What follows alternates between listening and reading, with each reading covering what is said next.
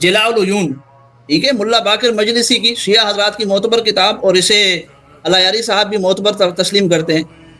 یہ میں اور آپ کے سامنے واضح کر دیتا ہوں، یہ آپ کو نظر آ رہا ہوگا.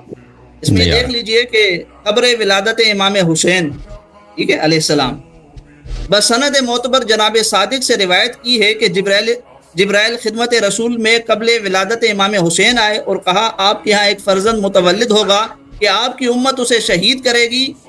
نبی علیہ الصلوۃ والسلام نے فرمایا مجھے ایسے فرزند کی حاجت نہیں. جبرائیل آ کر اللہ کی طرف سے خوشخبری دے رہے ہیں، لیکن نبی علیہ الصلوۃ والسلام بقول شیعہ حضرات کی اس معتبر روایت کے نبی علیہ الصلوۃ والسلام فرماتے ہیں مجھے ایسے فرزند کی حاجت نہیں. یہ اللہ کی مخالفت ہوئی، تقدم علی اللہ ہوا نبی کی طرف سے معاذ اللہ. اسی طریقے سے 3 مرتبہ یہ بات ہوئی. اس کے بعد جو ہے وہ یہ سن کر جناب رسول خدا نے فرمایا جناب امیر کو بلاؤ، یعنی حضرت علی رضی اللہ تعالیٰ عنہ کو، اور کہا جبرائیل نے خدا کی جانب سے مجھے یہ خبر دی ہے ایک فرزند تمہارے یہاں متولد ہوگا، میری امت بعد میرے اسے شہید کرے گی. جناب امیر نے کہا مجھے ایسے فرزند کی حاجت نہیں، مجھے ایسے فرزند کی حاجت نہیں. یہ دیکھیے اس حوالے سے کیا ثابت ہوا، شیعہ حضرات کے اس معتبر حوالے سے جو بات ثابت ہوئی کہ معاذ اللہ ثم معاذ اللہ نبی علیہ الصلوۃ والسلام نے اللہ رب العزت کی مخالفت، حضرت علی رضی اللہ تعالیٰ عنہ نے اللہ رب العزت کی مخالفت، اور یہ تقدم علی اللہ ہے، یہ تقدم علی اللہ ہے نا. اور تقدم علی اللہ کو اللہ یاری صاحب کیا کہتے ہیں، معاذ اللہ کفر کہتے ہیں، معاذ اللہ کفر کہتے ہیں. تو ان کے اصول کے مطابق اور ان کی مذہب کی معتبر کتاب کی معتبر روایت کے مطابق معاذ اللہ نبی علیہ الصلوۃ والسلام نہیں ان کے فتوے سے فتویٰ لگ گیا. میں یہ نہیں کہہ رہا فتویٰ لگاؤ، فتویٰ لگ گیا اللہ یاری کا، ٹھیک ہے نا، فتویٰ لگ گیا کیونکہ اصول تو انہوں نے بنایا ہوا ہے نا، اصول تو بنایا ہوا ہے.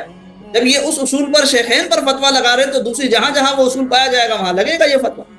نبی علیہ الصلوۃ والسلام پر فتویٰ لگا، اسی طریقے سے حضرت علی رضی اللہ تعالیٰ عنہ پر فتویٰ لگا ان کے اصول کے مطابق. یہ ہے شیعہ مذہب اور یہ ہے اللہ یاری صاحب کے اصول.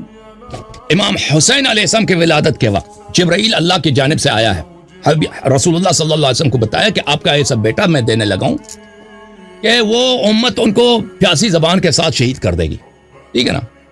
اور رسول اللہ صلی اللہ علیہ وسلم نے فرمایا کہ مجھے ایسا بیٹا نہیں چاہیے. یہ اس کا مذاق اڑا رہے ہیں. اس کے بعد یہ بھی ہے کہ پھر اللہ تعالیٰ نے کہہ دیا کہ میں اس کے نسل سے 9 امام دنیا میں لاؤں گا اور ان کا آخری فرزند مہدی ہوگا جو پورے دنیا پہ حاکم ہوگا. تو رسول اللہ صلی اللہ علیہ وسلم راضی ہو گئے. یہی حدیث حضرت زہرا سلام اللہ علیہ کے لیے بھی.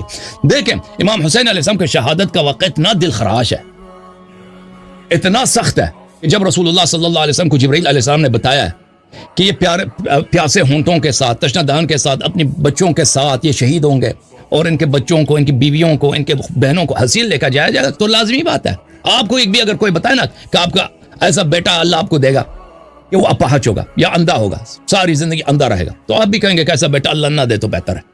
ہماری بس ہو نا تو اللہ بیٹا ایسا بیٹا نہ دے اگر ہماری بس ہو. یہ کوئی حرام نہیں ہے، کوئی غلط نہیں ہے، تقدم نہیں ہے، اللہ تعالیٰ کی توہین نہیں ہے. آپ کوئی ایسی چیز لے آئے کہ ہے نا کہ نبی صلی اللہ علیہ وسلم نے اللہ کی توہین کی ہو، نہ تقدم میں کچھ بھی نہیں ہے. ابھی تک اللہ نے بیٹا نہیں دیا. رسول صلی اللہ علیہ وسلم فرمایا ایسا بیٹا اگر اللہ نہ دے تو بہتر ہے. بھائی اگر ہمارا بیٹا ایسا ہوگا میرے بیٹے کے ساتھ، پھر اللہ تعالیٰ فرماتا ہے کہ میں اس کا اجر یہ دوں گا کہ وہ جس کی شفاعت کرے گا وہ جنت میں داخل ہوگا، اور اس کے نسل سے 9 امام دنیا میں پیدا کروں گا، ان کا آخری بیٹا جو کہ امام مہدی علیہ السلام پوری دنیا پہ حکومت کرے گا. تو رسول اللہ صلی اللہ علیہ وسلم راضی ہو گئے کیونکہ تم غلط نقل کر رہے ہو. جلاء العیون کی طرف آئے، کہتے ہیں کہ جی اس میں تقدم نہیں. بعد میں نبی علیہ الصلوۃ والسلام راضی ہو گئے، اس میں تقدم نہیں. اگر کوئی مجھے کہے کہ جی آپ کو بیٹا ہوگا اور اس کو فلاں لوگ مار دیں گے تو جو ہے وہ میں بھی کہوں گا کہ مجھے ایسا بیٹا نہ ہو. جناب یہ آپ کی بات نہیں چل رہی، یہ لوگوں کی بات نہیں چل رہی، یہ بات نبی اور اللہ کی چل رہی ہے، کتاب شیعہ کی چل رہی ہے. ٹھیک ہے، حضرت ابراہیم علیہ السلام کو حکم ہوتا ہے اپنے بیٹے کو ذبح کرو، انہوں نے انکار کیا. کوئی بندہ مجھے کہے گا میں اس بندے کی بات کو نہیں مانوں گا. بندوں کی طرف نہ جائیں. اگر اللہ کی طرف سے نبی پر حکم آ رہا ہے کہ آپ کو بیٹا ہوگا، بات اس کی چل رہی ہے، نبی کہتے ہیں مجھے نہیں چاہیے. یاری صاحب رنگ پیلا ہونے لگا ہے آپ کا. نہیں پانی بالکل پیجیے، چائے پیجیے. اپنی مسکراہٹ کے پیچھے اپنی بے بسی کو نہ چھپائیے. بہرحال اللہ اور رسول کی بات ہو رہی ہے. اللہ اور رسول کی بات کہ اللہ کہتے ہیں کہ ایسا بیٹا ہوگا جسے امت کیا کر دے گی؟ شہید کر دے گی. شہادت تو درجہ ہے، شہادت تو نعمت ہے. شیعہ کتاب کہتی ہے نبی نے اس نعمت کا انکار کیا. یہ تقدم ہے. نہ صرف نبی نے انکار کیا بلکہ حضرت علی رضی اللہ تعالیٰ عنہ نے بھی کہا کہ جی مجھے ایسا بیٹا نہیں چاہیے. حسین جیسی شخصیت، حسین جیسی شخصیت، اس کے لیے ان کی کتابوں کے اندر لکھا ہوا ہے کہ جب نبی نے ان کی پیدائش اور ولادت کی خوشخبری دی، نبی نے انکار کر دیا. جب اللہ نے خوشخبری دی تو